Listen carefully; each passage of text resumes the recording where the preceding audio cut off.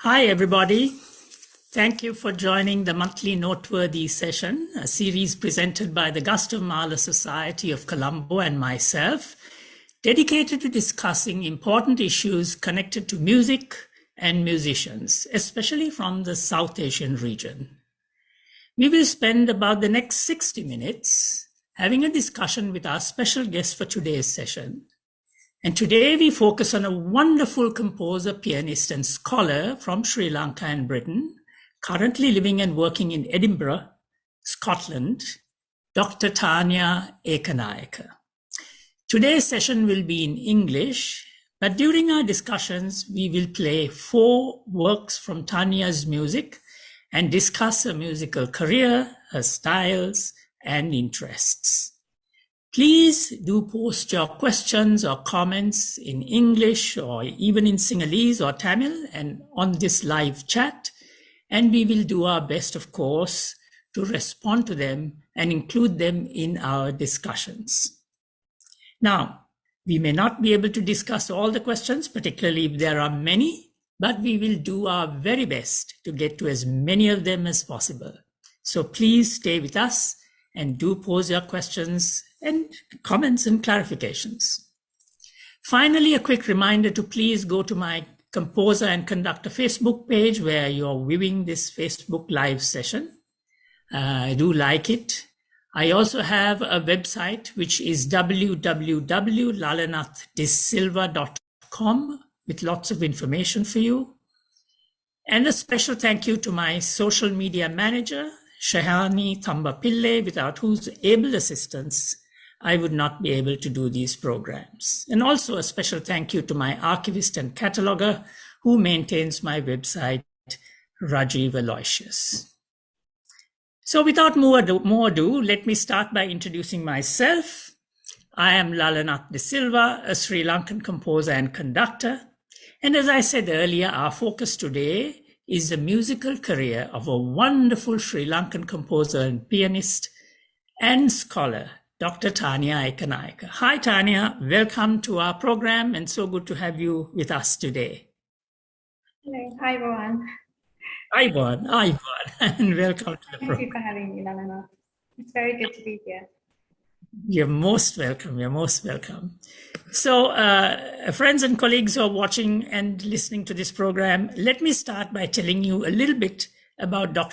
Tanya Ekanayaka, whom we feature in today's program. Now, her CV and resume is very long, so I have shortened it and made it somewhat shorter so that we can present it to you today. Now, I have known Tanya from the time she was in high school as a high school student. I heard her perform on the piano at a concerto competition conducted by the Symphony Orchestra of Sri Lanka many years ago and realized that she had tremendous talent. In fact, she was one of the winners at that competition. That led to my conducting the winners' concert where she performed a Mozart piano concerto. Now, I have since followed her career through the many performances she has done in Sri Lanka and internationally as a pianist, and subsequently as a composer-pianist, concertizing her own compositions for solo piano and recording her compositions on the NAXOS Music Group label. Tanya is an award-winning South Asian, Sri Lankan, British virtuoso, woman composer and pianist, and a scholar with a pioneering portfolio of internationally published and recorded compositions for solo piano to her name, and composing exclusively for the solo piano.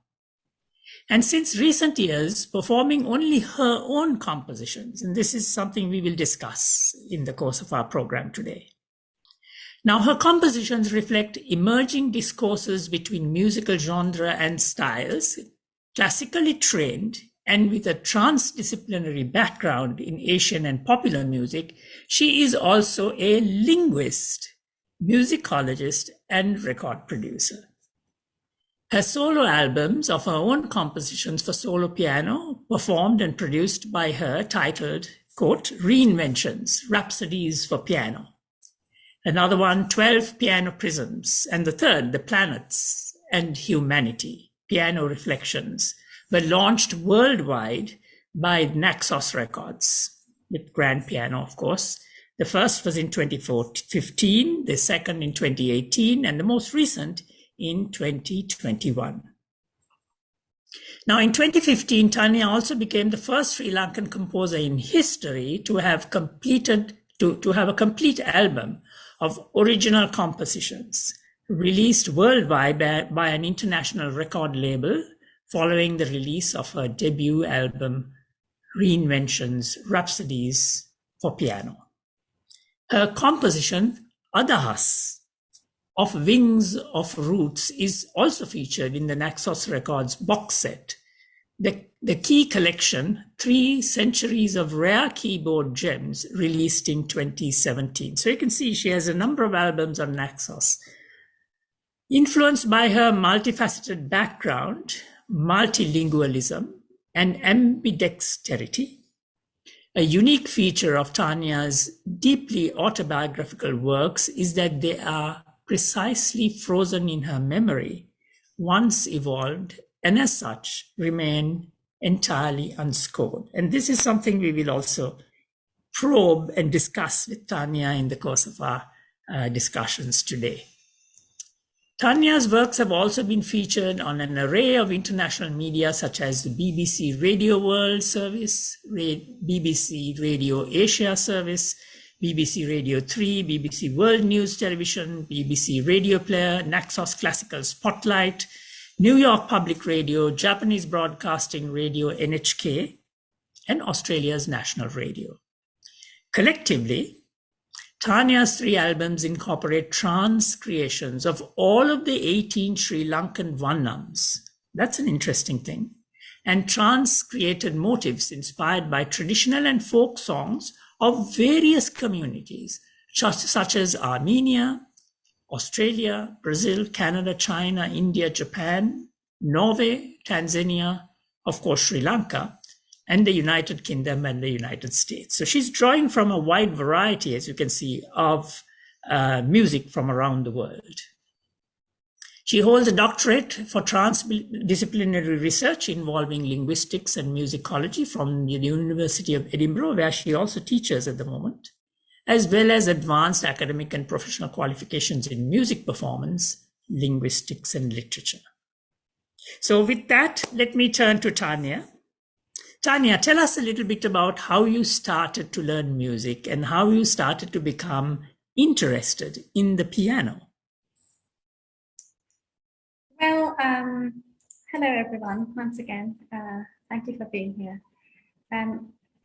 My formal study with the piano began when I was 5 years old. However, I would say that my relationship with the piano, in that sense, the journey, began many years before.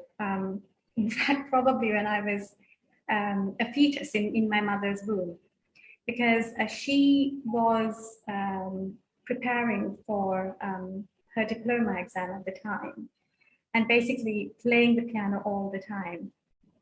And when I was born, she would, so I'm told, place me on a mat next to the piano and continue to play. And apparently I began to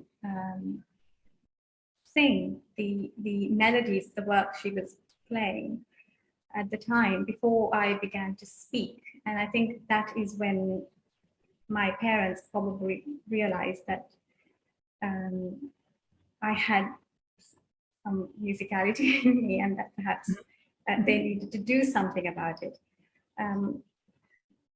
I also have, this is a strange memory, it's a very powerful one for me, of sitting at the piano as a very young child. My feet couldn't even reach the ground, and running my hands across the entire keyboard. So I think I was fascinated by the length and breadth of it, and being tiny, and my hands were tiny. And I was quite envious of my mother because she was playing, and obviously I wanted to be able to play as she as she did. So I think there was a fascination with the instrument, but also the sound of the piano was what I really grasped because I was hearing it when she was playing, and there was a lot of music at home. Both my father and mother loved music. So yes, and I think I remember there's an anecdotal story here. My parents say my father bought my mother a piano, a new piano, around the time I was very young. I must have been a couple of years old, and in order to pacify me, this was an upright piano he bought for her, actually, a Chinese upright piano at the time. And you were living in Kandy? We were in Kandy. You were in Kandy. Yes. My father was attached to the University of Pennsylvania, so. Oh, okay. So you were on that beautiful campus as well. So. But I think at the time we were somewhere slightly away from the campus. I'm not sure, but okay. And then to pacify me, they had bought me a little grand piano. You know, the sort of tiny ones with where the keys would actually work, but it was a miniature grand piano. Yes, maybe 1 foot by 2 feet or something. And given that to me, expecting me to be thrilled. And I had looked at the piano that my mother had got, which was a full-size piano, and pointed to it and been rather unhappy and asked why I was being given this and why I couldn't play on the big one. Right. And so, yes, I think there was always, my love for the instrument actually goes back. So it's clear that your love for the instrument, was there from the time you were a toddler. So I'm sure you learned from your mom to start with, but who were your other teachers, who influenced you in your early, musical pursuits? So in Sri Lanka, I started with my mother, and I learned, I studied with her for a number of years. And then when I was about 14, I started to study with Mrs. Bridget Halpe. Oh, okay. Up in Kandy, of course. For a number of years as well. So they were my two teachers in Sri Lanka. Wonderful. And tell us a little bit about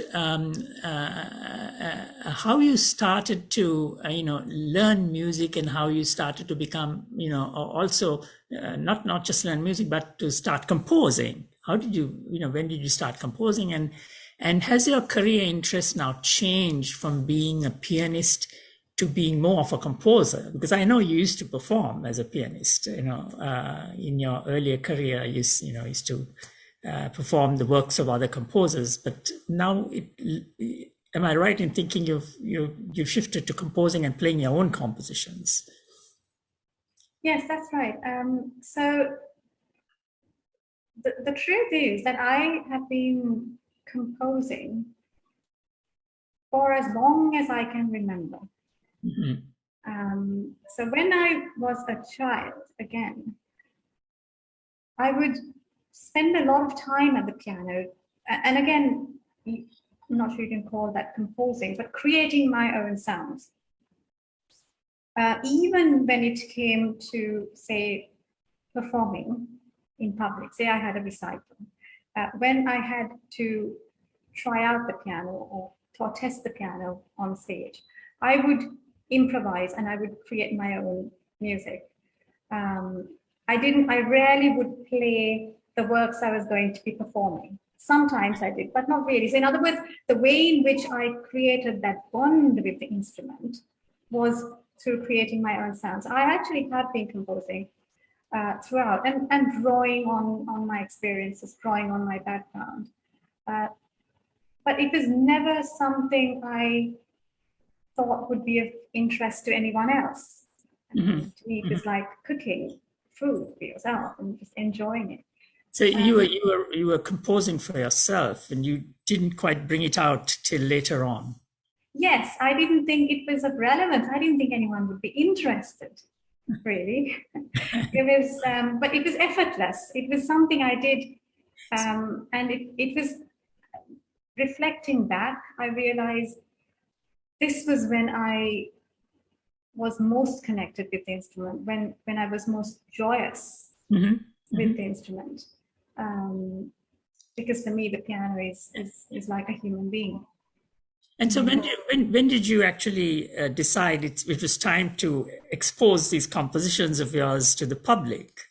Well, the first time that one of my compositions was shared, I remembered this more recently. It was when I was schooling at Girls' High School, Kandy.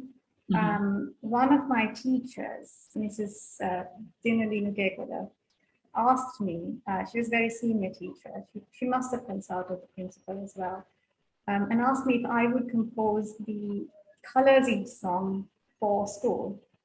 So the Colours Eve ceremony is held annually to honor sportswomen of the school who Right. done well. And I did, so I composed the lyrics as well. And the music, and she recently wrote to me saying the original score is still there and they sing it every year in Wow. Wow. So it's become a and it's part of the 15 years old, yes. So tradition now. I realized I must have been known for this, because in school I was playing all the time. I would get at the piano and I would play. I was known for this. Right.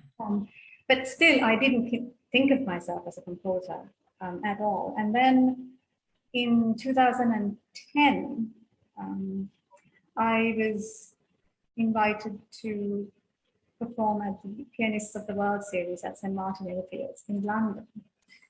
And one of the requirements for that was that I perform a piece by a Sri Lankan composer. And I very much wanted it to be a piece by a woman composer for some reason. That will be hard to find. Yes, and I thought to myself, well, perhaps I will play one of my own. And so that was Other House of Wings of Roots, which I performed. Other House, okay. The motif of that builds around the tonal centers of the works which preceded it in that particular program. And that was in 2010, yes. So Other House would be the first composition that you kind of, really, apart from what you did in school, brought onto the concert stage. And that, so for those who are not from Sri Lanka, the word Adahas simply means ideas or opinions sometimes.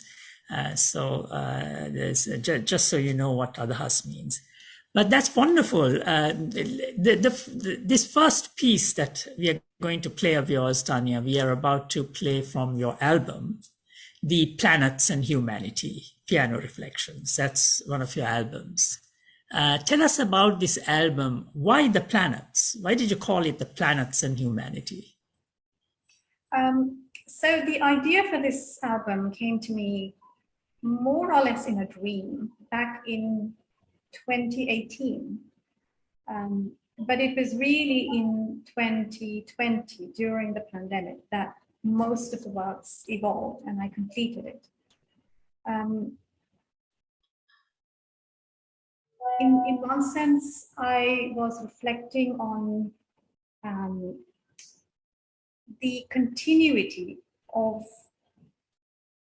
our species in a way, by reflecting on music as a journey. So there are so many kinds of music created by human beings throughout history. And yet, in one sense, it is a continuing journey, much like us as a species. And then one reflects on the universe and thinks in terms of time as condensed past, as present and future. And there was a sense in which I was sort of looking at the parallels. On the one hand, the diversity, the rich diversity of the universe, and then of music, human music. And then in one sense, it's a continuing path. It's a continuous story. Right. And have elements that bring everything together. So that was one element. And of course, this is my third solo album, and it builds on my previous work. Overall, in terms of my creative practice of widening the narrative of the piano, as a South Asian woman composer, something I longed for, and this is why I started creating music as a child, was to reclaim the instrument, to make it my own, just as English and Sinhala were my own languages. There was a sense in which I was seeking lineage. I was learning all of this music, and it's amazing music. It's glorious music that I learned, and which lives in me to this day. However, there was nothing that was of a South Asian woman's experience, as it were. There was nothing. And I missed that. I realized now I wanted that. And what else could I do but to create my own story, create music for the piano, being South Asian. And so my creative practice to this day is about broadening the narrative of the piano, making the piano more inclusive. And in that sense, also decolonizing the piano, reclaiming it as something that is a Sri Lankan, that is part of Sri Lankan culture, because the piano is an instrument that came to us just as many other things came, albeit through complex historical realities. Thank you for that introduction, Tanya. We'll talk more about that in a minute. We have a number of questions coming online now, but I just want to, before we play our piece, it's time we played some music. But we have a regular a friend of ours who joins us always from Vietnam. Hi there, Huyen Trai Hui. And he says, hello, Dr. Lalanath and Miss Tanya Ekanayaka. Today is January 29th, is the 27th of the 12th lunar month in Vietnam. We are preparing for Tet holidays in 2022. Even though I am busy with house cleaning, I am still following your live session as part of the audience. So welcome to you, and to all of you who are celebrating the Lunar New Year. Happy New Year to you. The whole of next week, you're probably going to be celebrating the New Year. So this is a really good time. Let's go to this piece now. We have selected a piece called Mars, as the planet Mars.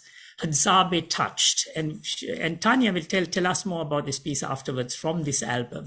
And I must mention that we are both very thankful to NAXOS for having given us the copyright permission to play these excerpts from Tanya's NAXOS album. So let's play Mars Hadzabe Touched from the NAXOS album, The Planets and Humanity, Piano Reflections, and we'll discuss it more afterwards.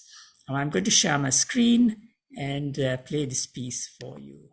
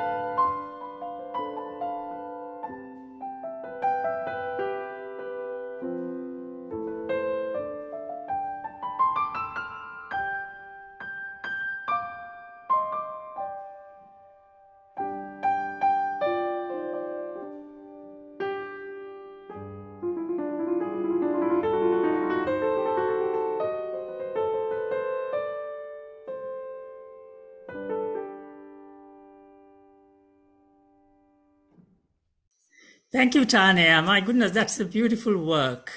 Now tell us, why did you call it Mars? And is it something like, the famous work called The Planets by Gustav Holst? Or is there a hidden story? Or who are the Hadzabe that the title refers to? So again, going back to the theme of the album, there are each work parallels a planet and also incorporates transcreations of melodies of traditional communities. Now, this connection, the question might be, why am what inspires me to be drawn to these musics? And this again goes back to my childhood, my life, which has been a case of being exposed to a very wide array of music, traditional music from around the world, as well as classical and popular styles. As a child, I was hearing this in the environment I grew up in school, in various contexts, and I was never told, this is your heritage and this isn't, but rather I was open, and I think I've stayed that way to this day. And I'm deeply inspired by various kinds of music. In keeping with the theme of broadening the narrative of the piano, I'm particularly interested and inspired by music that has evolved out with the pianistic tradition, if you like.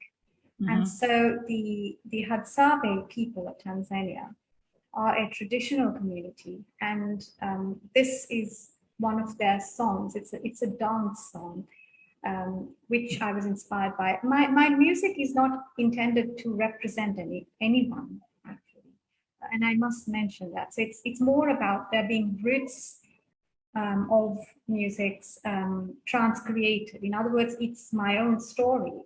Yeah. Because I don't presume to ever be able to represent anyone else. I am simply one mortal being. But it's about honoring different communities as well in the process of my being inspired by their art. And in so doing, in some sense, having a stamp of difference within the repertoire of piano music.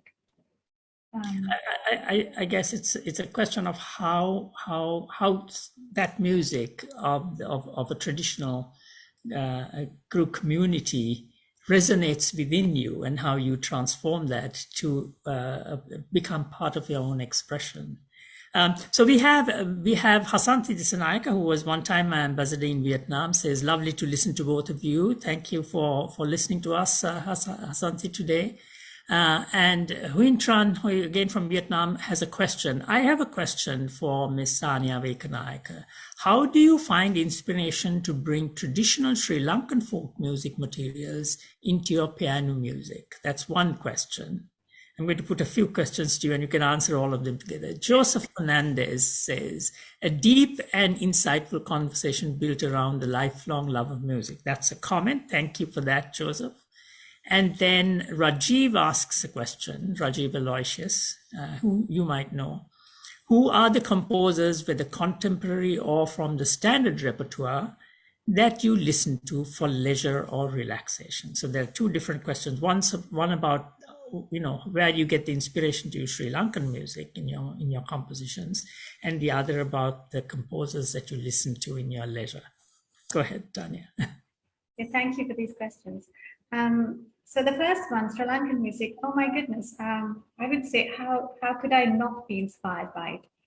I spent the first 30 years, almost all of it, in Sri Lanka. I spent some years in England, some time in America and in Japan. But my entire education, upbringing, growth was in Sri Lanka. I went to school, I went to a state school, and my education was in Sinhala until my A-levels, my advanced hires, as they call it in these parts. And then I switched to English as the medium of instruction. And Sri Lankan traditional music was everywhere. My closest friends were exponents of it, and I was involved in it. I even sang traditional Sri Lankan Kavi in competitions, in school competitions. I was also having my voice trained. So I studied singing with Mrs. Christine Pereira for a while. Okay. But I was, way more interested in traditional singing. So for me, it would be bizarre if I weren't inspired by the traditional music of Sri Lanka, because it's in my blood. And in terms of the composers I listen to, gosh, it's an interesting question, Rajiv, and thank you for that, because when I am composing, as I am right now, working on a double album, I actually don't consciously listen to very much music, because I don't want to be influenced. I watch movies and I do other things. There aren't specific composers I listen to. Obviously, I love the entire repertoire of European art music, Baroque music, down to contemporary, perhaps not so much atonal music, but I do enjoy it as well. And then I listen to a lot of popular music. I listen to a lot of music from around the world. In fact, that is something that I really I'm interested in and inspires me. So it's in a way hard to answer in terms of specific names, because it really does depend on where I am in my life of composing my own music, and my mood. But I guess I appreciate maybe all kinds of music. Right. Thank you. I think you have experienced widely contrasting musics and musical genre from around the world ever since you were a child, as you said, Tanya.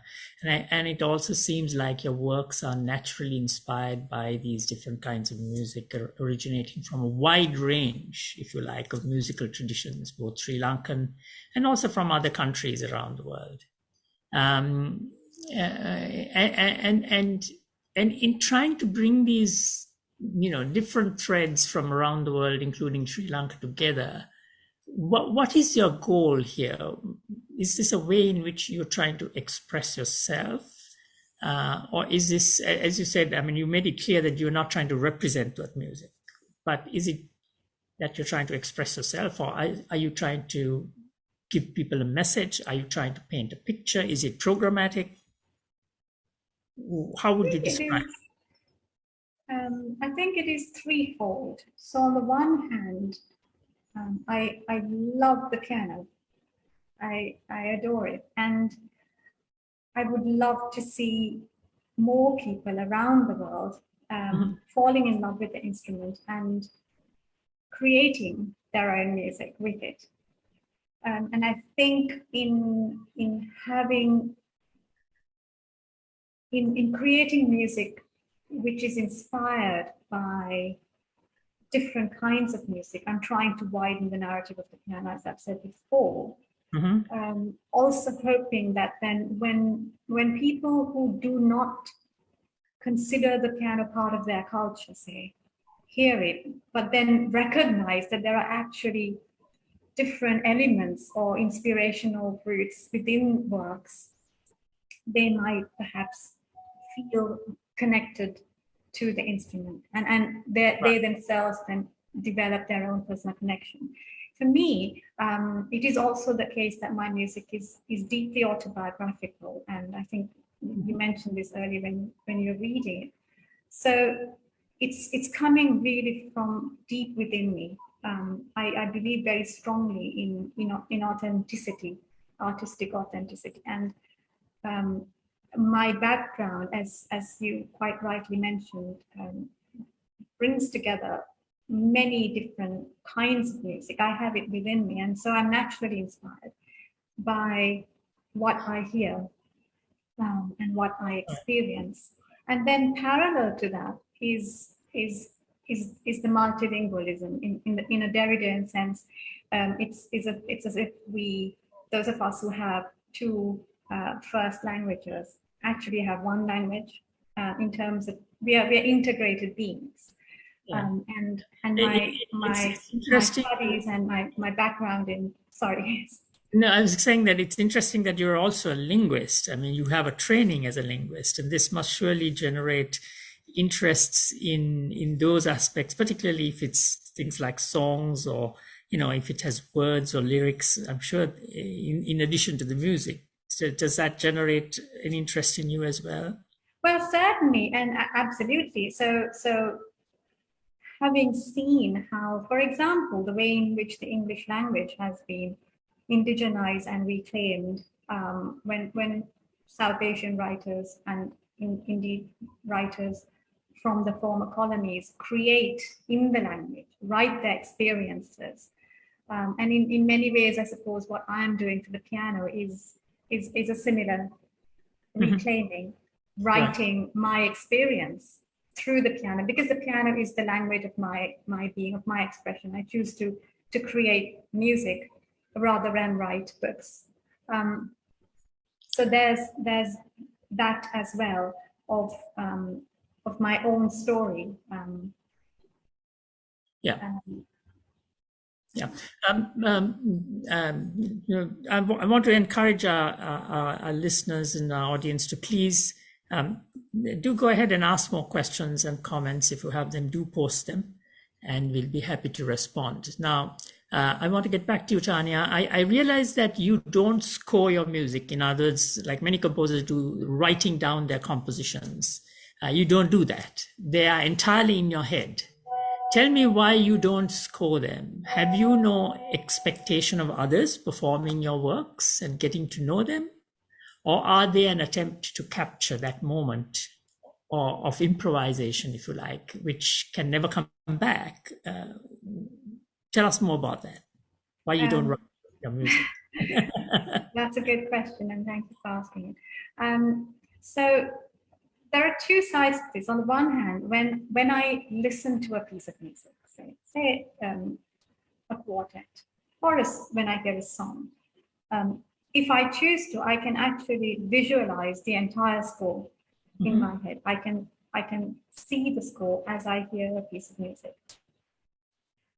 But when it comes to my own music for the piano, I have found it very difficult to score anything without risking damage to my memory.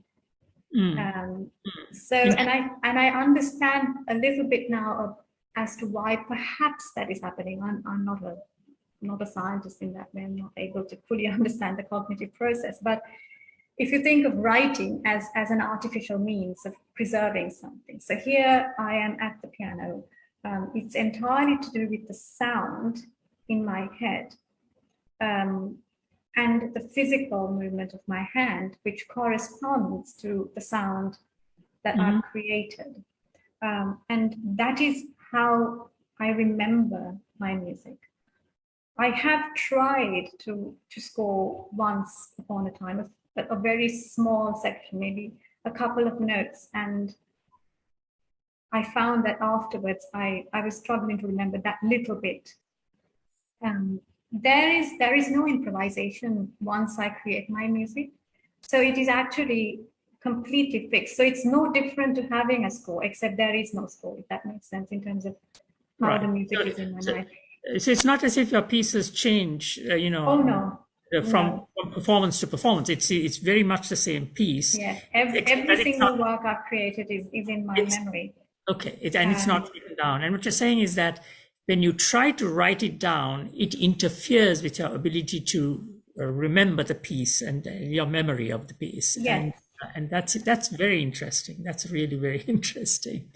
And I would like to add also that it would be amazing if someone else someday scored my music, because it is not the case that I don't want others to play my music. I have had so many requests from people from many parts of the world actually asking for scores, and I have to then write back and say, I'm sorry, there is no score. But feel free to transpose it off, not transpose it, score it off a recording if you like. With modern technology and the capacity to actually for computers to score what is being played, I think that's it's a question of time before somebody helps to write it all down. So no worries, you should continue to write compose your music. A quick question from Sudarshan Senaratna. Are there any particular composers or styles that you were greatly influenced by or that you enjoyed playing? So this is taking you back in time, I suppose. I think I've always loved, in terms of European art music, I've loved Baroque music very much. The music of Bach, for example,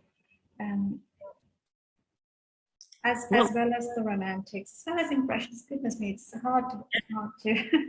Again, I would say I don't have a specific. Right. What about the standard Romantic? The ones who wrote a lot for piano, Chopin and Liszt and people like that. Do you like their music? Do you? I love Chopin, Liszt too, Rachmaninoff, Russian Romantic composers very much. Good. So I think it's time for our next piece, and it comes from your album 12 Piano Prisms. And how did this album come about and what's behind it? Just give us a quick introduction. We can talk more about it after the piece. So there are 12 works in this, each exploring each work explores one of the notes of the 12-note keyboard, as it were. It's not about tonal centers, and I just wanted to mention that. But so, for example, in this work, it's G, so the note G sort of explored, but there is tonality to an extent in the key of G, as it were. And then paired with that are adaptations of Sri Lankan traditional music. There are the 8 of the 10 Vannams are incorporated within the 12 works.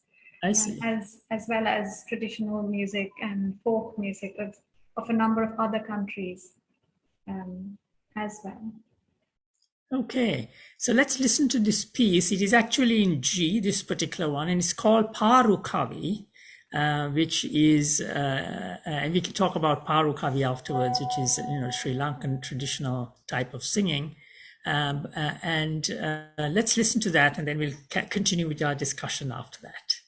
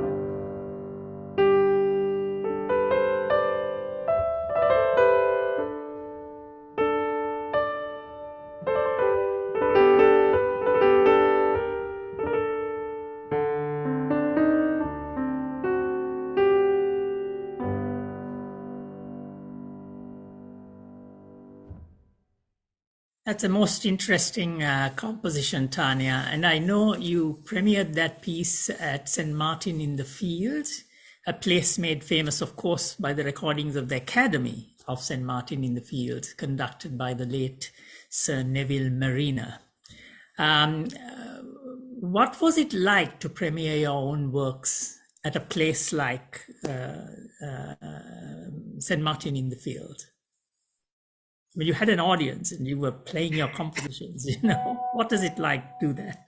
Well, here's the thing with performing my own music, particularly, whether I'm playing, performing in a huge hall, or whether I'm performing to 5 people, my state, my emotional and mental state, is really the same. Because my focus isn't on me really. It's that moment. To me, it's that moment where people have come together to be either entertained or to receive comfort in some sort, and I have this opportunity to share something. And what I'm doing is sharing something that is completely of my own. So to me, it's a great privilege and an honor, every performance. So I remember that performance in particular, and I felt completely relaxed and calm, and it's always been the same. So it's that sort of shift of not thinking about, because if I'm anxious, then it means that I'm actually, it's more to do with the ego, isn't it? Then I'm thinking, how are people going to perceive me? Are they going to like my music? But really, it's not about that. I've created something which is the best art I can possibly create. And here I am sharing it with others, hoping that they will come away experiencing something special, hoping that I've touched them. And that is what motivates me to do what I do. So I don't feel anxious. Those emotions don't go past me. I feel a little bit anxious here talking because I'm very good at talking, but not when I'm performing. All right. No. You know that the piece we just played, the Paru Kavi, I mean, I could hear the Paru Kavi, of course. Sudarshan Senaratna again has a comment here for you. Really beautiful the way you enrich the Pal Kavi, or really the Paru Kavi. Great, perhaps you should try to play on an electronic piano where it could transcribe the score automatically to music sheets. So he's suggesting this technological solution.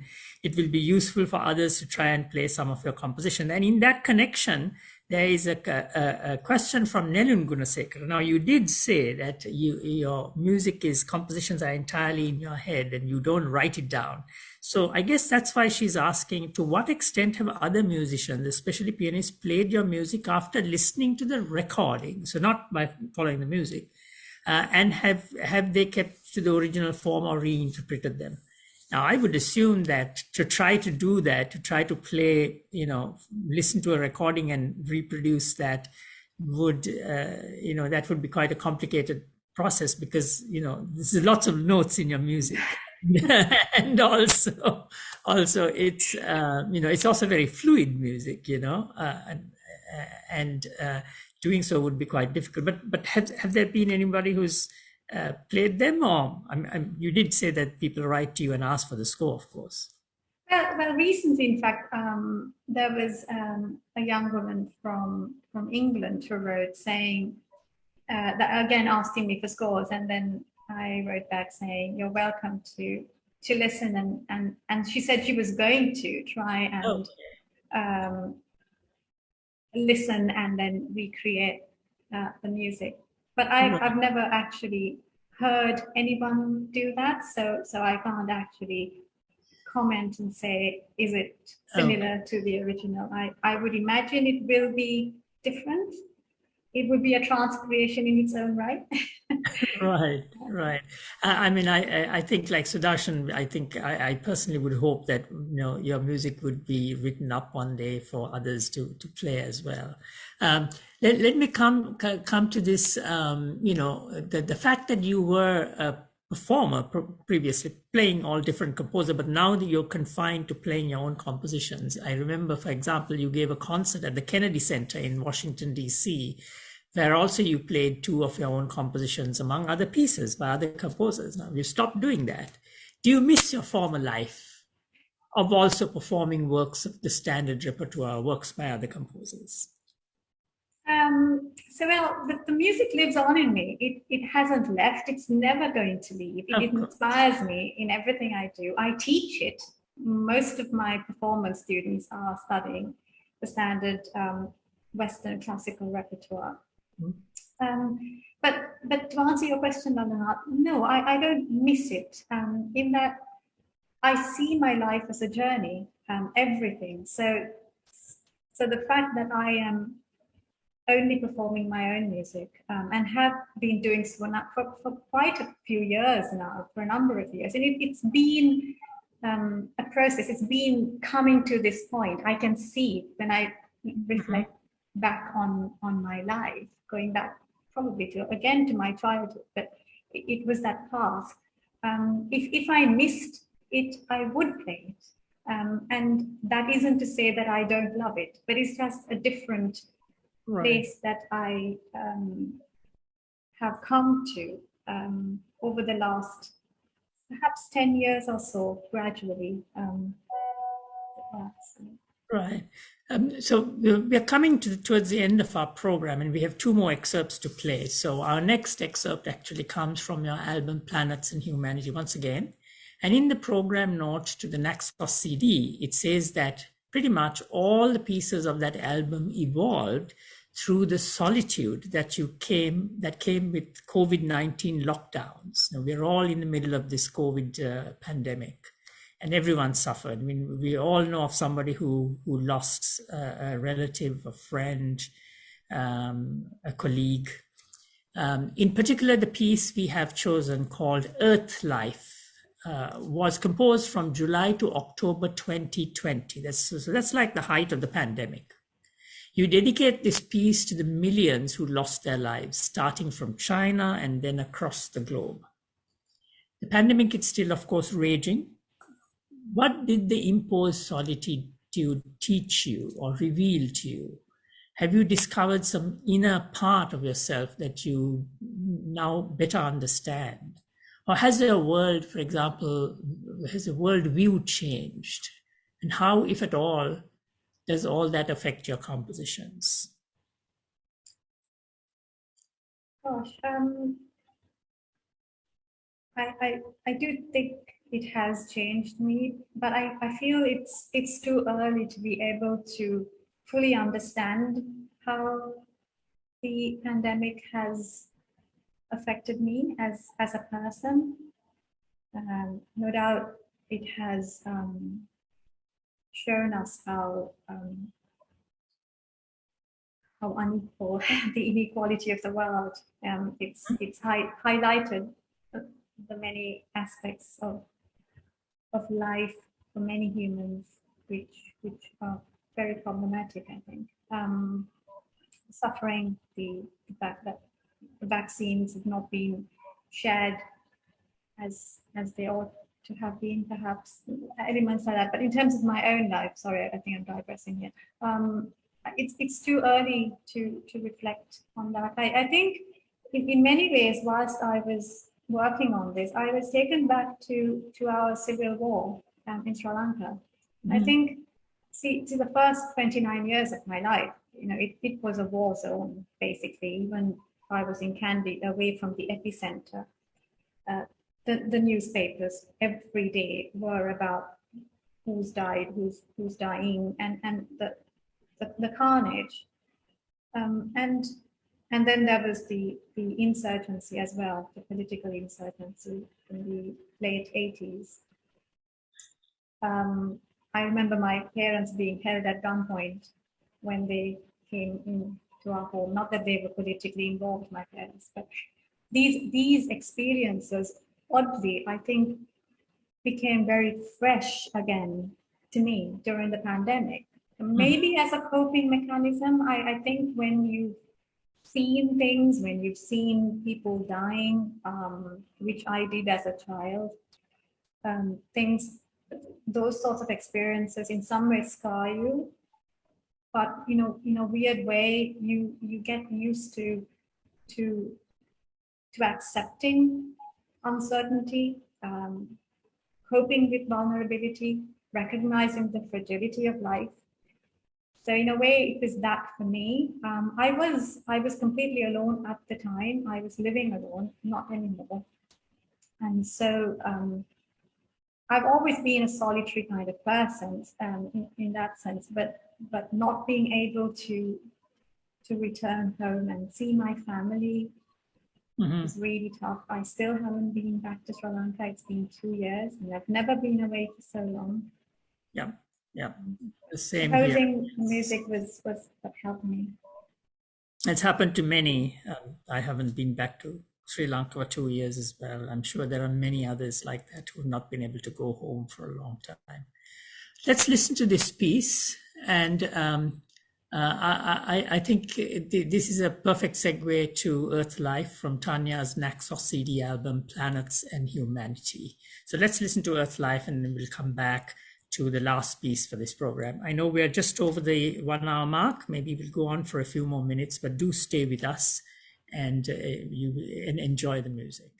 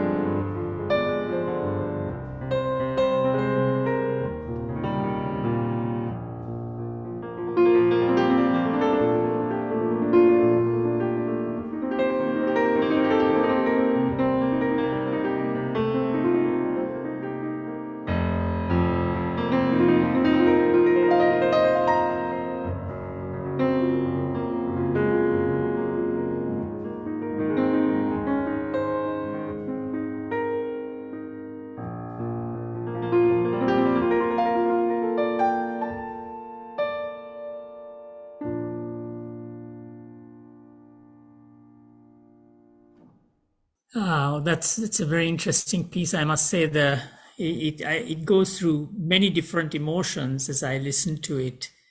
But there is a thread of sadness, melancholy, if you like, throughout the piece. I wanted to turn to your compositional style or styles.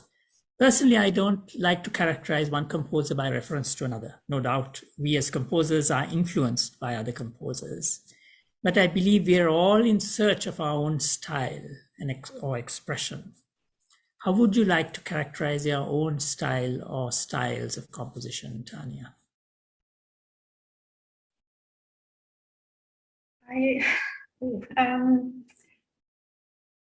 I'd say my style is who I am. It's me. So at different stages in my life, whatever I am going through, my experiences, the person I am as I evolve through life is reflected in my music.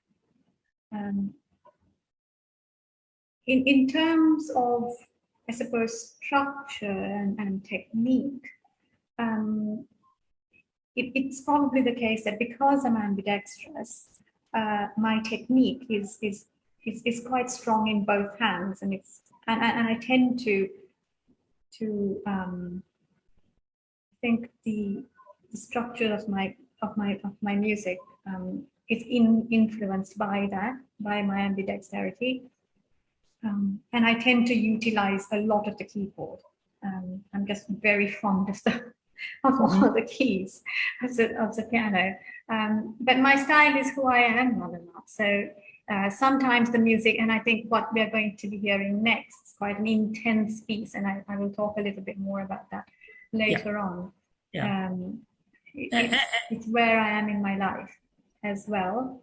In addition to the conceptual aspects, of course, which are very, very thought out, of course. But yes, I leave that kind of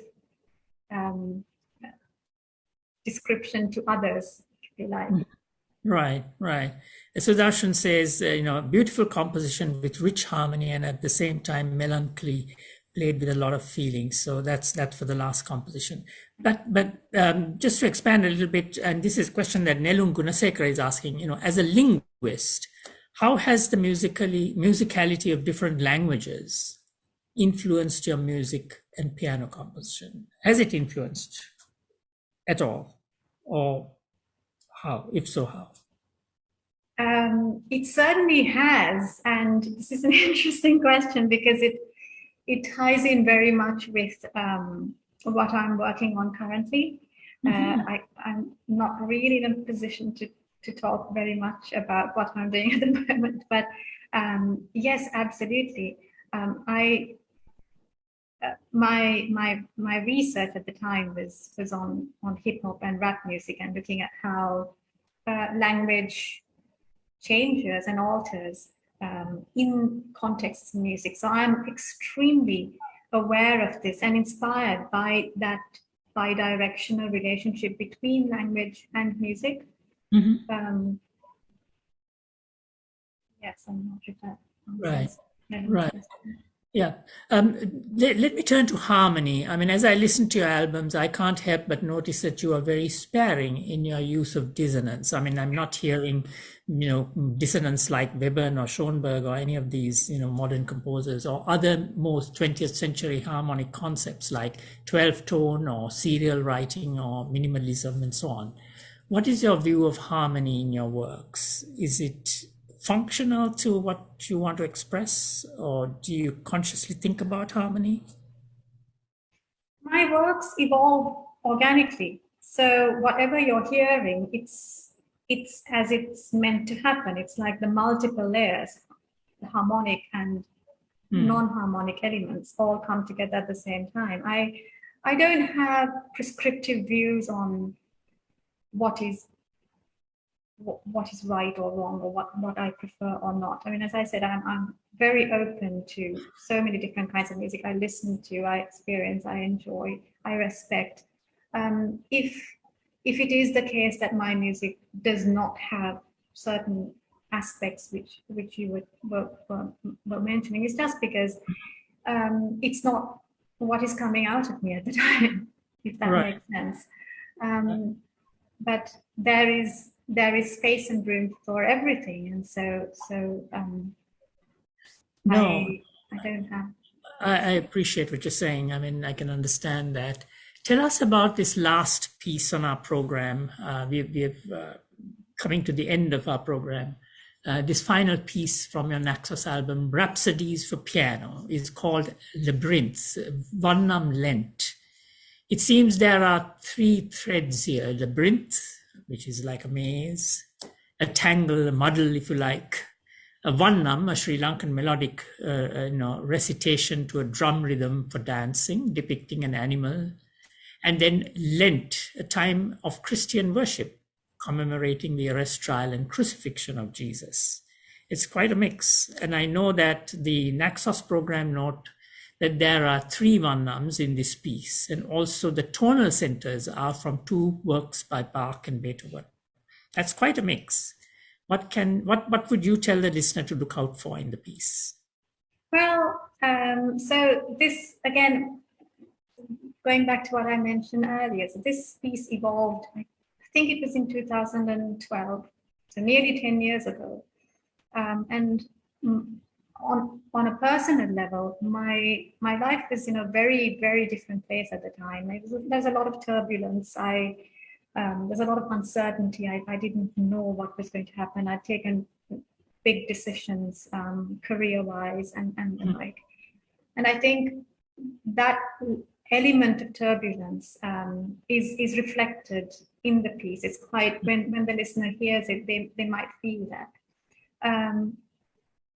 Parallel to this is the sequence of the opening sequence of the two notes, actually with dissonant minor second Yes. sort of intervals, is built around the tonal centers of the two notes of the preceding works, which formed part of that program, one by Bach and one by Beethoven Sonata. And then in the center part of that, not as Patrick, that's a mistake. As that opening sequence leads up, I cross my hands, and then at that point, the three Vannams are actually merged into one. So that's the Turaga Vannam, the Upusa, and the Nayari Vannams. And I think for me personally, that's respite. So it's in those sections of the piece that I was finding solace. Perhaps because that's Sri Lanka, that's my home. So the idea is there's the autobiographical narrative to this, but then within that are these different elements. I was not thinking in terms of Lent from the Christian perspective at the time. It was more about the lending of, the borrowing of the Vannams. I see. But the labyrinth of life, and the labyrinth as a work, because it has this motif inspired by the two classical works, as well as three Vannams blended together to create this new, different work. Well, thank you very much, Tanya, for sparing your valuable time to join us today. This has been a very interesting discussion on our program, Noteworthy program, and this has been both edifying as well. All the very best to you in your future compositions. As you write more, we hope you will come back and tell us more about your newer works. Do you have any last words for our audience? Oh, well, thank you so much, Lalanath, for inviting me, for engaging with me. And thank you so much to the listeners who are here. I hope this was interesting to you, and I wish you well. And thank you, Lalanath, once again. And thank you, Shehani, for working behind the scenes as Indeed. well. I've never met you, but thank you. Indeed, we've only met virtually, but yes, thank you very much, Tanya. We really appreciate your being on the program. So before we end the program with our last piece, I want to let all of you know that in 2022, we will be reducing the frequency of Noteworthy to doing it every 2 months rather than every month. Last year, and this is the last program, so this completes 12 programs, today's program. So the next 12 will be, and the next 6 will be every 2 months. So our next noteworthy live will be on 26th of March. And we will feature another wonderful Sri Lankan musician and pianist, Sujiva Hapugala from San Francisco, USA. Here now to end our program is Labyrinth, Vannam, Lent by Dr. Tanya Ekanayaka, performed by her and from the NAXOS album, Rhapsodies for Piano. Thank you, Tanya, and all the best to you.